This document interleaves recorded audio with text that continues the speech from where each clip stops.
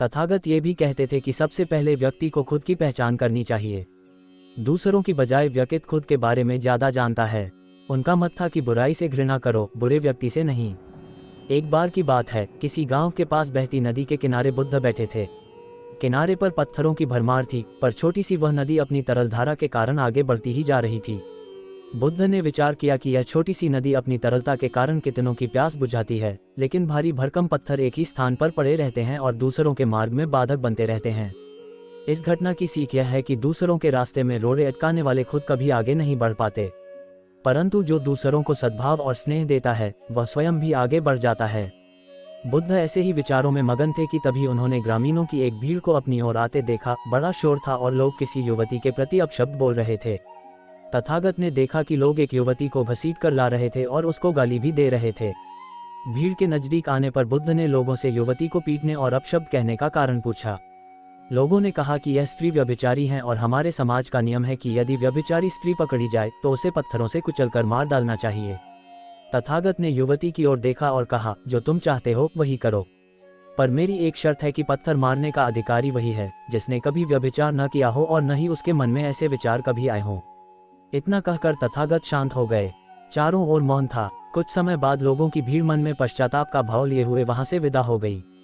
इस घटना से यही सत्य उभरता है कि हम खुद अपने प्रति न्याय कर सकते हैं, दूसरों के प्रति नहीं, क्योंकि हमारी जानकारी दूसरों के विषय में अधूरी होती है। यदि हम किसी के प्रति न्याय करना चाहते हैं तो उसे ऐसा प्यार और स्नेह मिलना चाहिए कि खुद ही अपने दोषों को स्वीकार कर ले और उन्हें पुनः न दोहराने का व्रत ले। मेरे को लाइक करें, सब्सक्राइब करें। बहुत बहुत शुक्रिया दोस्तों। बहुत पुरानी बात है। गौतम बुद्ध एक शहर में प्रवास कर रहे थे। उनके कुछ शिष्य भी उनके साथ थे। उनके शिष्य एक दिन शहर में घूमने निकले तो उस शहर के लोगों ने उन्हें बहुत बुरा भला कहा। शिष्यों को बहुत बुरा लगा और वे वापस लौट गए।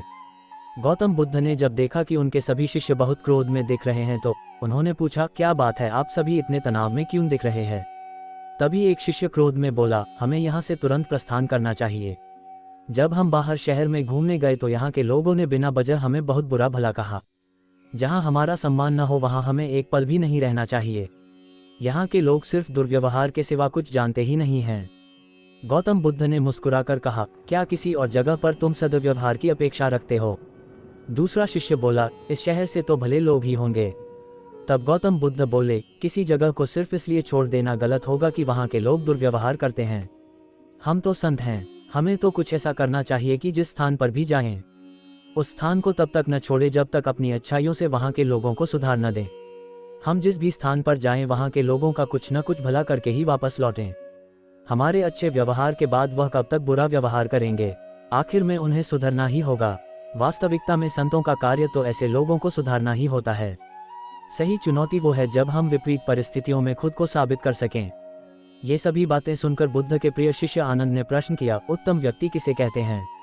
इस पर बुद्ध ने जवाब दिया, जिस प्रकार युद्ध में बढ़ता हुआ हाथी चारों तरफ के तीर सहते हुए भी आगे बढ़ता जाता है, ठीक उसी तरह उत्तम व्यक्ति भी दूसरों के अपशब्दों को सहते हुए अपना कार्य करता रहता है। खुद को वश में करने वाले प्राणी से उत्तम कोई और नहीं हो सकता। गौतम बुद्ध की बात शिष्यों को अच्छी तरह से समझ में आ गई और उन्होंने वहां से जाने का इरादा त्याग दिया। तो बहुत बहुत शुक्रिया। कृपया चैनल को सब्सक्राइब करें, बेल आइकन को प्रेस करें। बहुत बहुत धन्यवाद आपका। जय श्री महाकाल, जय जय बम भोले।